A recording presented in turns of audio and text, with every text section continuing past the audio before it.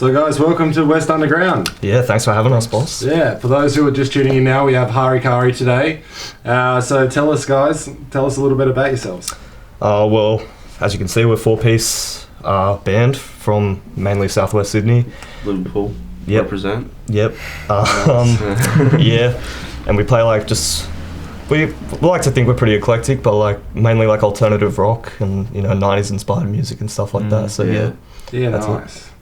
So, who started the band here?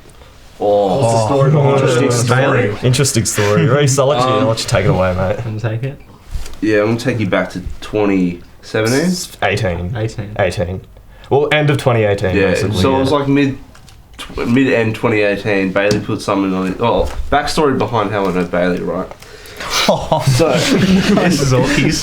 so my cousin, right, decided to date Bailey for 4 years, and then they broke up, and then we started the band, basically. So it's a bit of an odd story, Yeah. So your That's how most cousin, bands start. you were dating his cousin. Yeah, basically. I was dating his in cousin. Penrith, so like Yeah, not even close not- at all.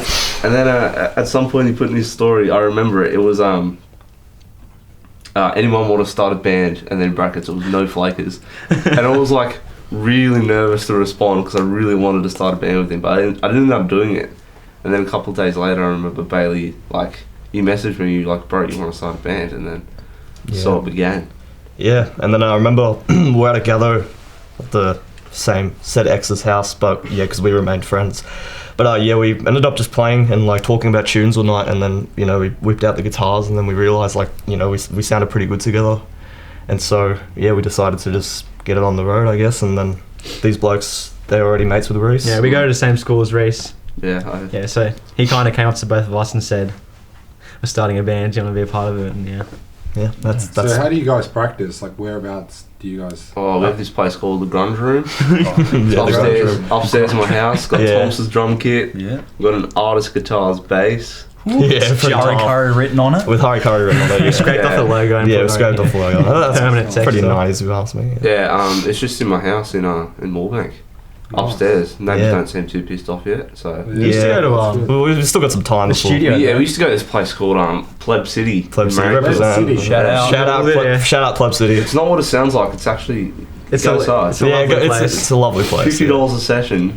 You can't go wrong. Like, it's a bargain. How long can you stay there for? It's an hour, 3 hours a session. 3 hours, yeah, for $50. So I mean, That's pretty good. yeah, between the four of Plugging us. his Got a drum kit, PA, and Pretty everything. shit drum kit actually. It's like Oh yeah, no, you can't. Do you have to can't- then borrow their gear as well? They have amps for you to borrow, so because lugging amps around is not all that Yeah, fun. you don't have to pay for it. Yeah, no, you don't have to pay. Yeah, so you just whip out your guitars and then you have a lead and then yeah, that's it.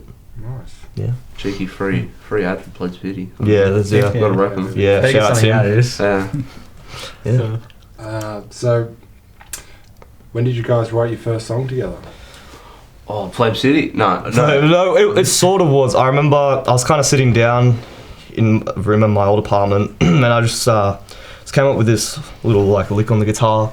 It was sounding pretty cool, so I sent it off to Reese, and we. I didn't like it. Yeah, he didn't really fuck with it at first, but we At like. least you're honest. Yeah. He's like, because there was no like context behind it. It was just a little riff, so there was no like rhythm behind it or drums, so it couldn't really like know what it was gonna sound like. What do we call it, the A riff? Yeah, literally, we just called it the A riff because it's in the key of A. Yeah. But then I remember, I think probably a couple months later, we kind of just went back to it. Yeah, we really wanted to get a single out, and we were like, we'll try with this riff. Because Bailey sent me a couple parts to it, so we went into Pleb one time. I remember it was after work. I had a shit shift. I was pissed off, but we went into Pleb City and wrote the song, and I remember it was freezing cold in the room, and I was just like so happy because it was. Yeah, it sounded I thought good. We did pretty well. Yeah, we came That's up. technically not our first song. We wrote a really bad one before that. Yeah, We'll talk about that. Yeah, we won't discuss that, but yeah, it's the first song that we ever were set on, and we definitely knew we wanted to release and stuff. So yeah, Yeah, nice. yeah. And that's the steam. Yeah. Yeah, that's a steam. Yep. Yeah. The A riff. The A riff It's become in brackets. Yeah. So how did you guys go about getting gigs? Oh well, for the longest time, we sort of didn't. Yeah. 'Cause it's kind of hard. Yeah. Especially when they're just starting up. So we knew this guy Stefan. I think Hugh might know him as well. He's a couple grades above us. You know Stefan? Yeah. We played our first gig with him at the news agency in Glebe or It was a Camperdown area. Annandale. Camperdown Annandale Yeah. area. Play a little 50-minute set, play some Nirvana covers. Yeah, your standard. Completely covers. Yeah. But that was a good time. That was our first gig. It's a good experience. Yeah, good experience. It was like, of course, like your first gig's always a bit nerve-wracking, so a bit awkward on stage. Your stance is like, you know, you look back at clips and you're like, what the fuck was I doing? But like, it was a good time, you know, it was a good, I guess, like exposure to everyone who was in the crowd, and they all seemed to dig it, so yeah, that's all that matters, I guess. I feel like we've only had like 7 or 8 gigs. We haven't had a lot. Yeah, we haven't had a lot, because... Considering it's like all slowing down. Yeah. But then we got a couple of gigs through you guys, that was pretty fun. Yeah, that was good. Thank you, boys. But it was hard to do because Bailey asked me and then I was like, oh, I'll see what we can do. But then you also then have to be like, all right, guys, like which venues are gonna take some of the rage guys on. And then That's that the was thing. kind of the challenge. That's another and then big like thing, these yeah. places are like, no, yes, no, maybe. Oh, we have to check, and it's like, oh, okay. Yeah, but then we ended up finding a place. Yeah. Which didn't have a PA, which didn't have, but the one up the picture. Yeah. Which you just rock up and they're just like, oh yeah, we don't own a PA. They kind of fuck push you all in the to do corner. with it. There's a bit of a corner. It worked though. I reckon that gig was actually good fun. That was actually That was like, it was small, it was intimate, but like at the same time we kind of got up there and we just rocked out. So yeah, that's... We had the homie Jack coming up dancing on stage. Oh yeah, that's Jack, man. There's always one person at every gig that just rocks up in their own kind of outfit, which is like their uniform, and comes. There's one at every pub in Sydney. We'll just come in, at the Annandale. There's this lady who was dancing with her dog the whole night while we were playing. Really? And she, It's kind of sick though. She goes every night and dances with her dog. Fair enough. And we met that guy there. Yeah, Jack. And then, Good old Jack. then there's that guy over. What's that bar called? Was it Bed Bar? Yeah, there's a guy at the Bed Bar who just comes in and he just starts moshing so hard. we're playing like Elvis covers, and this guy's just like, yeah. You gotta respect it though. You gotta respect it. And They're like, into it. They're in their own little world, but they fuck with it, and that's it's pretty sick. oh man, but this guy, I was like, you were dancing so hard for hours, like Some blue suede shoes. Wasn't tired at all. Kept going. yeah, Did not stop. That's living. Yeah. yeah, absolutely. Yeah, That guy doesn't need Zumba or nothing. yeah, he's got his workout at fucking down at the hotel. Yeah, It's pretty sick. absolutely. Yeah. But yeah. So the band name Hari Kari, where did you get the name Oh, from? that's another funny And- story, isn't it? Yeah, there's another cheeky Question. story We there. didn't even think of that one. Yeah, So- Reese didn't have to. Yeah, so this was in like 20. This was before This was when I was in like year 7, year 8. Yeah, this was something before like the band that. was actually a thing. Yeah. I don't think Bailey was like. No, I wasn't even relevant at this Yeah, time. When I first saw you guys when you played the Petersham with the Rockefellers, I saw your name. I thought, oh, is this guy's gonna come in with sticks and Yeah, that's fair. That's Yeah, fair. It's a bit of a. like a cultural problem. Yeah, no. That's what it looked like. Yeah, we had this mate who was in year 12 and we were in like year 8, year 7, something like that. And he was a drummer, he was a really good drummer. His name was Daniel. Yeah, was it Daniel. Daniel? Yeah. He played drums for Stefan, the guy we played our first gig with when he was in his old band. And he, one day I just remember walking in the music room. So we were originally us 3 plus another dude were playing our own Arctic Monkeys covers back in the day at the school At shows. school concerts, variety nights. Had to start somewhere, but you know. No. And he's like, oh yeah, one day you're gonna name your band Hari Kari. And he wrote it up H-A-R-I-K-A-R-I in the music room board, and I was like, alright, whatever. Yeah, and for the longest time, we're just trying to think of a band name. Like for like the first month that we knew the gig was happening, like our first gig was happening, we went under the name. They just put us under like this really like generic name called Digital Addiction, which we fucking hated. Yeah. And we were like, this sounds just really stupid. Yeah, it was kind of. And then we kind of like used the standard, band name generator and shit. And as everyone knows, that you don't get good results out of that. So then Reese brought up that story, and we were like, yeah, fuck it. Yeah, like sure. It's kind of a silly name, but like at the same time, it's a, Yeah, I feel like we found out later. This could be taken the wrong way because it's quite a cultural phrase. yeah. Are you familiar with Death Before Defeat? Yeah. like the Japanese suicide ritual. Oh yeah. That's Hari Kari. Yeah. Oh wow. But we're just hoping that we don't get any backlash out of In that. some ways. We didn't know But until like- until I searched it up and I was like, oh, interesting. Yeah, but we I just want to That's rock. make an announcement. We don't affiliate ourselves with that No, ritual. No. It's a totally separate I mean, you ordeal, do so you do you, but yeah, you do you, but we're not about that. So just to say, don't want to get in too much trouble. I remember we booked you guys, and then Paul rings me up and he goes, "Hey, are they the you know the Islander band that played at the sports bar?" Oh yeah, that's right. I was like, no. No, I don't blame Yeah. it though. that's right. I mean, we have our similarities. They were Islander good. Like bands, they bring in but- crowds. Like yeah, this is great. And I was like, oh, it's the wrong. It's a whole different word. And Yeah, no, it's just that's it's right. a, I forgot about that conversation. There's Sorry, different guys. terms for it though. Yeah, it's like Yeah. seppuku. It's one of the many. You know, I think it's a bit of a Western slang term. I think I'm wrong maybe, but Yeah. there's different ways and different terms for the actual thing itself. yeah, but pretty works, wacky, I but it guess. works. Obviously, we didn't think of that, but yeah. Yeah, well, you got bands like Foo Fighters. Like, what the fuck Yeah. does that even mean? Yeah, exactly. But like, Fight too, bro. fight the foo. That's Fight the exactly foo. what it means. But yeah, no, it's I think any band name sounds good if you say it enough. We were having Yeah, a conversation that's very the other true. night. Yeah. We just got a new singer and we're talking about like should we change the name? Should we keep the name? But it's like any name will sound good when we say it enough. Like any suggestion that we have, we're like, oh, that's Yeah. stupid. like even if you think of like Nirvana, like one of their first names was like Pencap Chew. Yeah, Pencap Pencap Chew. I can't even remember the other ones. Fecal Matter. Skid Row. Yeah, Fecal Matter. Like there's such like fucked names, but like they probably could have worked. But Yeah, well, think of the name of the Beatles. Like, imagine if the Beatles didn't exist, and I suggested like, oh, we should call our band the Beatles. Yeah, like, yeah. Well, like a Beatle. yeah. Well, the You Wiggles. want to get bangers? Wiggles. Nah, listen, man, listen. The Wiggles originally called themselves the Cockroaches. Yes, Yeah. they were rock. They were. Yeah, before they played like like play school type tunes, but like they were originally called like the Cockroaches. yeah, So like yeah. I mean, They still tour it.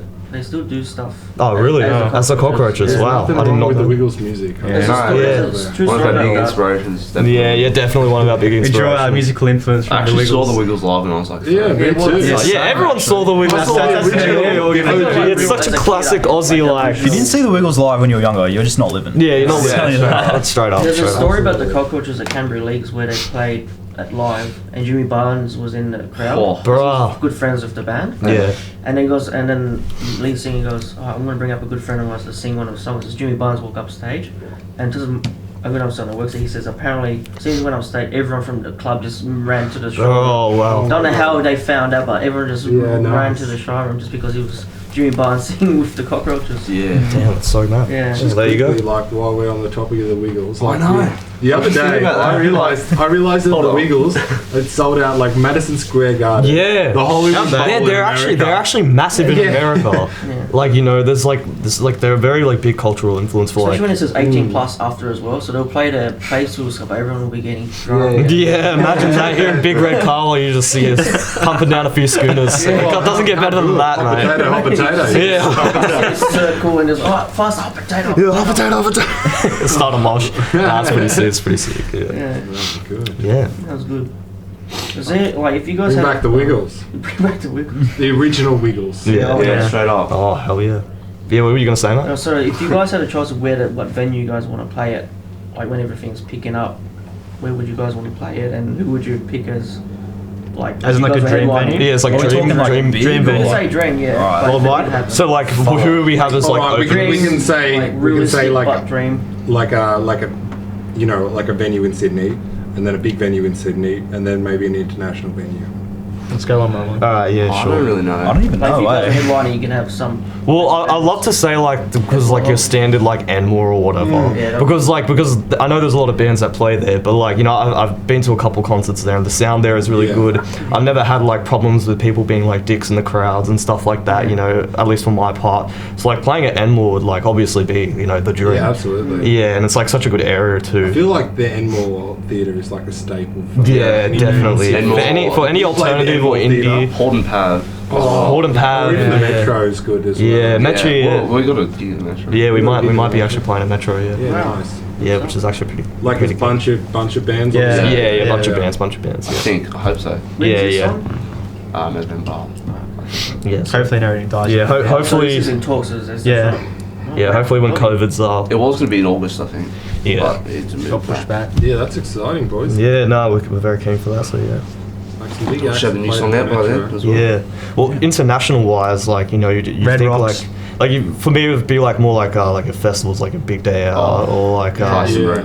yeah, Glastonbury or like Glastonbury's the best. like a Lollapalooza or some stuff like that. Yeah. Yeah, that'd be pretty interesting to play. Yeah.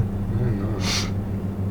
And what about yourself? Have you got any suggestions of where you would like to play? What, in Sydney or? Like internationally? There's a lot of good venues internationally. Yeah. I don't know. Yeah, I'd go for what Baylor's saying. Some of the Yeah. old music festivals. Glastonbury's one of the ones. Always used to sit up watching Arctic Monkeys live. Glastonbury 2013. Like, could you imagine if like Woodstock was still a thing? Yeah. Like how Not with crazy. the current bands now. Not with the No, current no. bands, but like It's you know, all I the guess same. yeah, that's very true. But like, imagine like just that crowd. You saw Yeah. Woodstock yeah. '99 and '94. It's like Yeah, no. it's crazy. Yeah. Royal Albert Hall. Yeah, that's Well, like yeah. it's like a bit Oh, bougie Royal for Albert. all our sort Yeah, of music. in London. Famous people there. Yeah. A lot of famous bands played here just in the presence. Yeah. It's Yeah, like the that Holden would be- Pavilion. Deep Yeah, people yeah. were there, and we also like Alice Cooper there a couple of years ago. Just Oh, being on a yeah. stage where all these legends used to play. I think that's Yeah. the whole part of it. It's the Yeah. whole. It's the And even like smaller venues, like there's like there's a place in New York. It's like a little cafe called Chenet's, and Jeff Buckley used to play there. And it's like such an intimate like venue. But like even like imagine like playing there or even having a coffee there and like knowing that he was playing there. You know, it's like it's a good piece of history. So yeah, You know, Nirvana played their only Sydney gig in yeah, Horden Pav. Horden Pav, yeah, Yeah, wow. In after their Nevermind tour. yeah, Yeah. pretty sick. That would have been magic. Yeah, that would be crazy. Well, like everybody from back in the day, even like David Bowie and like Oh, Mick David Jagger, Bowie. Yeah. has been in the The Horden Horden, Pavilion. yeah, nah, good venue, good They venue. would, God forbid they ever knock down the Horden. Nah, man, No, nah, I will not be in Like, support it of has- that. Like it needs to be, you know, Yeah, this point yeah. as the, like Yeah. you know, It's a national landmark. Yeah, Yeah. exactly. It's right. there to stay pretty much. Yeah, Yeah. yeah, very true. I noticed earlier you mentioned a new song. Is this coming out soon? Well, we've yet to upload it to DistroKid Yeah, at the yeah, time and this is do being all filmed. the. Yeah. But around the time this will be out, that this interview will be out, it's probably only a couple of days away. It might already be out. yeah, Yeah, it's called Dress Up. It's a bit more of a catchy tune compared to our yeah, last one. it's a bit different because I think we've kind of come to a decision as a band that every song we want to release, we want to show every part of like what we like in music and like the styles that we like. So like our next song after Yeah, this completely one, different to Dress Up. It's completely different. It's like a straight headbanger. So it's like, you know, we really want to show like that we can be eclectic and that we can, you know, just go with the flow with everything. So yeah, Yeah, it's good. Yeah, nice. yeah. So we're very keen to release that. Yeah, we've got a music video already done for that. Yeah. Oh, wow. So How did you do that? our mutual friends, Yeah. a guy that Bailey used to go to school with named Kundai. Shout out, man. He's a good bloke. Yeah, good bloke, good Kundai bloke. is friends with a bloke called Jake who did the video for us. Yeah, shout out Jake too. He did a good job. So yeah. Yeah. That was a sporadic day. Yeah, a bit of a sporadic day. But yeah, it was nice. We went down to where was it? What park was Lighthorse it? Bridge. Yeah, yeah. And we got some nice shots there in Fell the into grass. the dam. Jackson fell into the bloody. I Yeah, did. Jackson the idiot fell into the water. We were passing. I think it was a bit of a dam area, but it was like Liverpool waterway. Where there's like a bit of. It's not sewage. I'm pretty sure it's not. It probably is. It probably It is. was- I think it was. But there was a guy fishing up there, so Yeah. I'm hoping it wasn't. Real bad. Yeah, And sewage I fish, man. walked across. Yeah, he just had to fucking walk. I decided to And walk across. It's on a slope, and I decided to walk across the dam. And I was at least like there was a room left Yeah. for me to get to the other side. It wasn't on my mind how I was going to get back. Walking on a slippery slope full of moss, and I just stack it. Yeah. In our photography. I think there's a shot of you walking on it. Yeah, there is a shot in the video. I stacked it in Liverpool sewage water pretty much. Ooh. It's You're right. Yeah, it's all good. But yeah, that was pretty funny. So I walked around the rest of the day completely smothered. As soon as the camera's turned off, falls over. Yeah. Didn't even get it on It didn't film. even get it on film, but we did get a shot of him Get the walking on the aftermath. dam. Yeah. So you can probably imagine what happened after that. Yeah, pretty funny. Wasn't pretty funny. yeah. It sounds interesting. Sounds good. Some good music videos have been filmed in Liverpool. Yeah, As we know. that's right. We were on 7-1 a couple of weeks ago, which was great. Oh, yeah? Experience. Yeah, Denny Sands, who's going to be back soon, invited us to go to one of his filmings. And Oh, yeah. It's I just think I great. saw that, like, yeah. you know, they had a whole street. Yeah, the whole street just blocked Oh, off, and Really? Yeah. Bro. there's public places. Incredible. That's I don't know crazy. how much we're allowed to say. Nah, True. these song will be out soon, I guess. Yeah. Yeah. We'll When definitely this keep it out. Hopefully, when this interview out, it'll be out. Mm. Look Like, out it for was it. It was a good experience. Like, I didn't think it was that much of a big production. There's like 2 big buses, like school buses, ripped out. Oh, Like, just that's- We're editing, TVs and yeah. just editing That's things mad. and bikes and you know, cars. Chevy Impalas for like. Oh, four I I wonder how much that houses. costed. Yeah, that would have Yeah. costed Well, a there were all fortune, his man. friends who Yeah. brought it in. There were his friends who brought it in. and Oh, hooked it okay. up, so- To block off the Grunge street. on That's the just side. lucky. Yeah. That's so lucky. Damn. Well, yeah. It's mad. It was actually incredible. Yeah, I Like, would have we liked went it. down there kind of having this expectation of it going to be like a low budget music film, and then we kind of got there and we were like, Yeah, block off the street. Yeah, it's like a whole Yeah. ordeal. For, Yeah. It was like drone cameras, and just 3 photographers going yeah, at it. Damn. guys walking around with the big handheld ones like that. Yeah, crazy. Oh, that's sick. That's sick. That's cool, yeah. Yeah. Something different. Anyway, man, I wanted to say when I watched you guys play at the last gig we did together, you're wearing pants like this. I was And gonna you had ask the red you- ones, and then I was like, I've always wanted one pair, and you had a pair, and I was like, fuck it, I'm gonna. And I went shopping with my girlfriend, and we were in Ralph Lauren, and I saw these pants, and they weren't the red ones, but they were the green ones, and I was like, I have to get these. Like this, I've been wanting a pair, and now they're in front of me. This is only. Straight up. Yeah, nah, I they're used nice. to have a they're pair nice. just like them that I got for free from H&M because I got like buy 2 get 1 free. They're my Oh. favourite pants, and they broke. And Oh they no. were like pretty much exactly like Yeah, that. yeah, and yeah. I'm like, I gotta ask Hamish where he got those. Yeah. It's like, Well, I got him in Drummoyne at the Ralph Lauren store, and I was kind of like so excited about it that I forgot to ask the guy how much they were, and they didn't have a tag on them. Oh, no. And I was like, Uh-oh. "Can you get the ones in my size?" We're going through different sizes, and I finally find the right ones, and I was like, "I'm going to get this." And we go to the counter, and I have no idea how much they're going to pay for this, and they're like, "Bip, that'll be $170." Oh, And I'm like, jeez. "Okay." It's all worth it in the end, mate. Suppose, like I don't buy many clothes very often, so I can. it's a piece, yeah, it's a piece. You can't back away when you're at the counter. Yeah, you no, just feel like a dick. You're like, you I can't guess say- so. Yeah. Oh well. But anyway, the most expensive pants I've ever bought. A subtle flex. Yeah, Yeah. subtle flex. I don't know if it's a flex. Like, I mean, who else is wearing $170 pants? Yeah. Exactly. Not Yeah. me, that's Not for me. sure. look, they don't feel any different from my $50 pants. So. Yeah. Except they look cooler. That's Nah, the it's just only because of the difference. branding, you Yeah. know, Ralph Lauren. Yeah. So it's like, you know, yeah. Pants podcast. Yeah. Yeah. Pants So, discussion.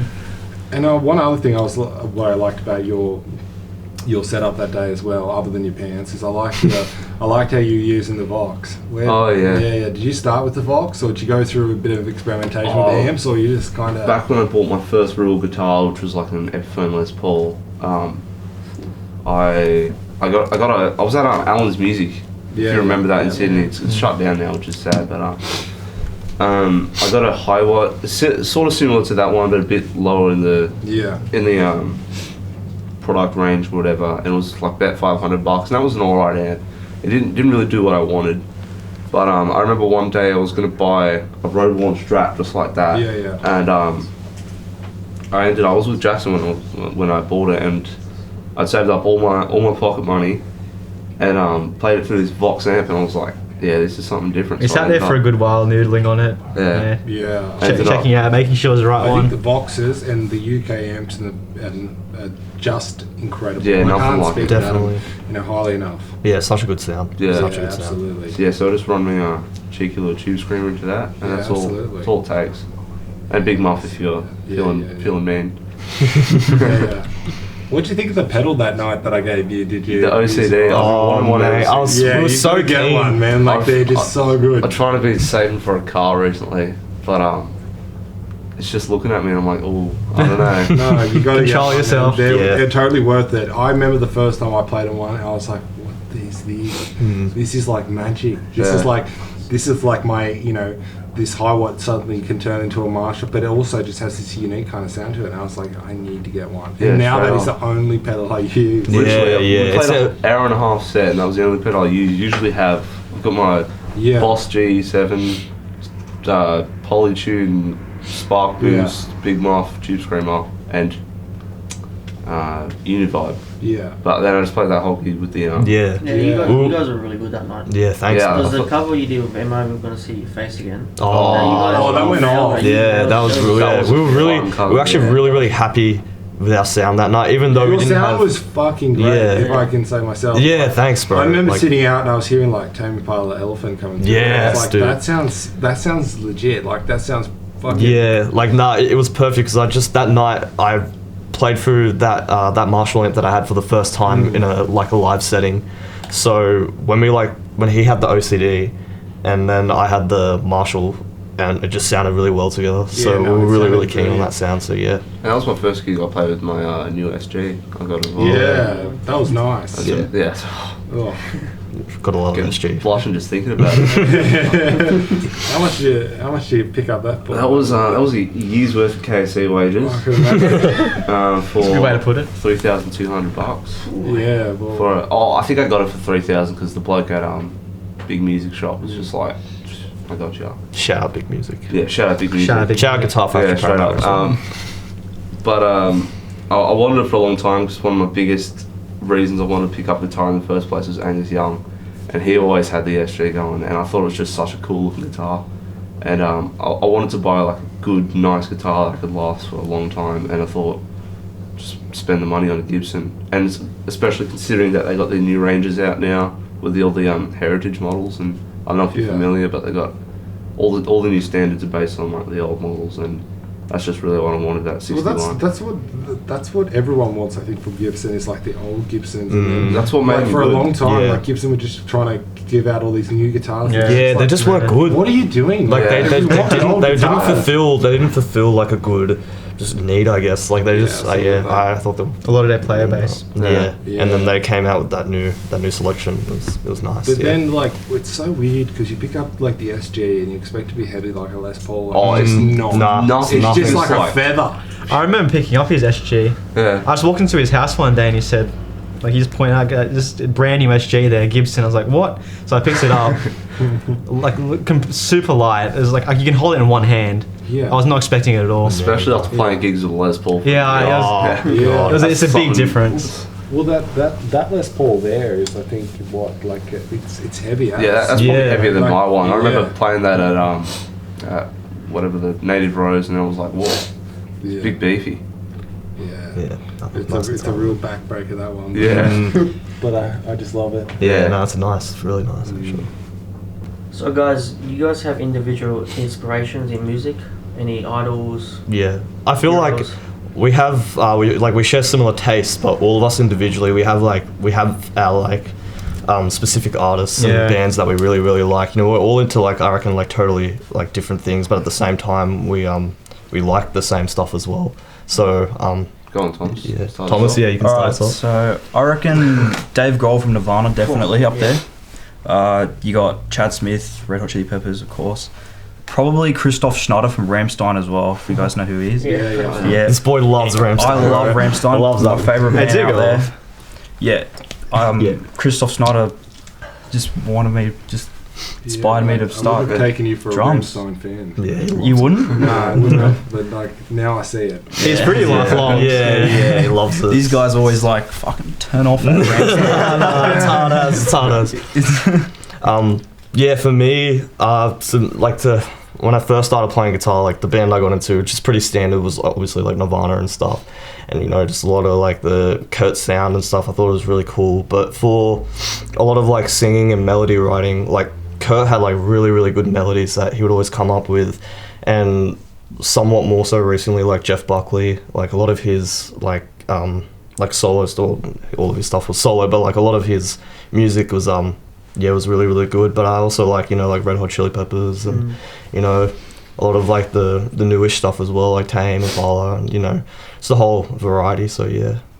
Yeah, nice. I feel like you have a lot of Smashing Pumpkins. Yeah, Smashing Pumpkins as well. Yeah. I remember I'd always uni when I first met Hamish. I remember I was showing you a bunch of Smashing Pumpkins songs. You were just like so mad into. Yeah, I was like, dude, listen to this. Like, all I ever heard from you was Smashing Pumpkins. I never heard about anything else. You can thank this guy because... I remember, the first time we were ever gonna meet, it was just me and Bailey. These boys weren't in the band yet. I remember I told him, oh yeah, do you want to learn Share a Rock by Smashing Pumpkins and let's play it together? He's like, no, I don't really like that song. I didn't really fuck with them that much. Here we are. But now it's a mainstay in our set list. They're they're very, very big inspiration for us. You can probably hear that a lot in our first song, so yeah. Jackson. We mixed it. We asked to mix it, like Smashing Pumpkins. Yeah, like the wall of guitars. Oh and stuff, yeah, we wanted our Esteem to sound a lot like a Siamese Dream. That's Use the big muff on there, 6 guitar tracks. Yeah, Nice. big wall. But yeah,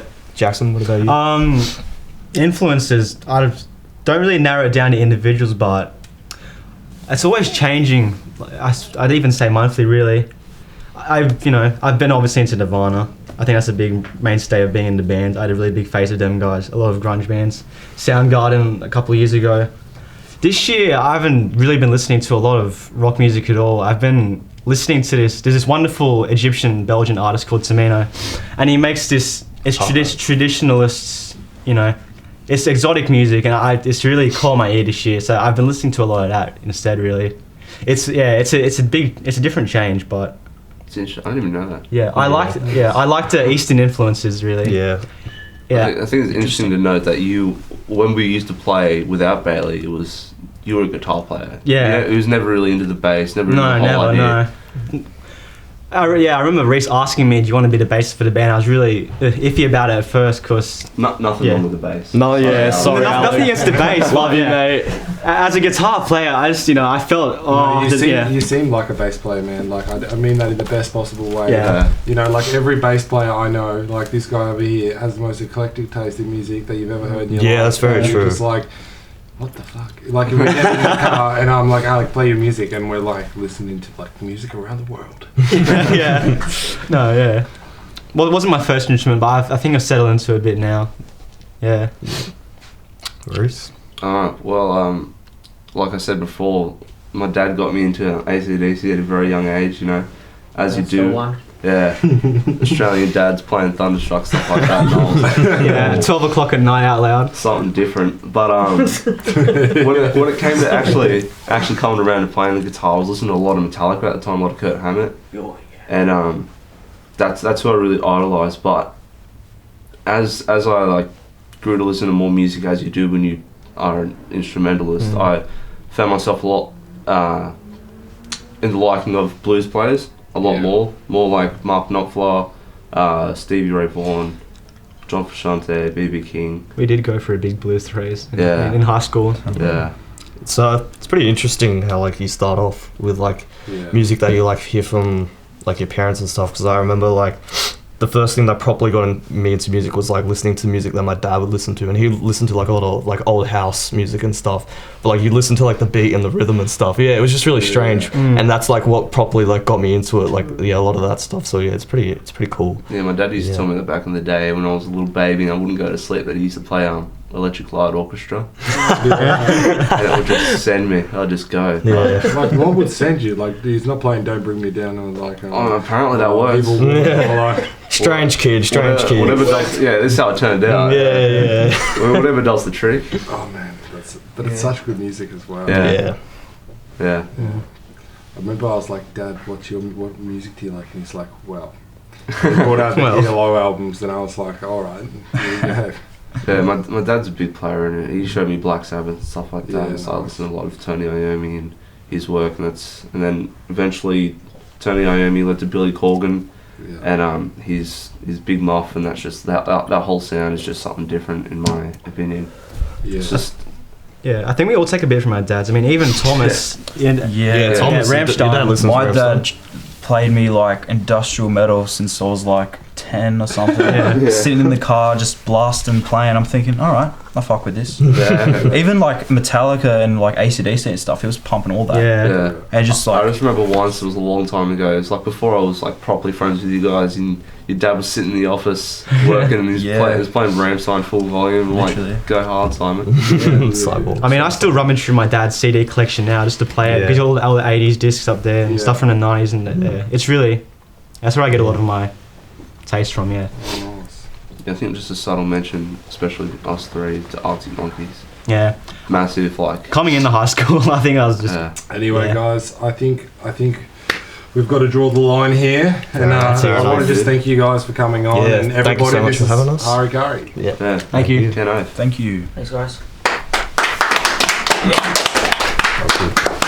Hey, dude, I was going to ask you.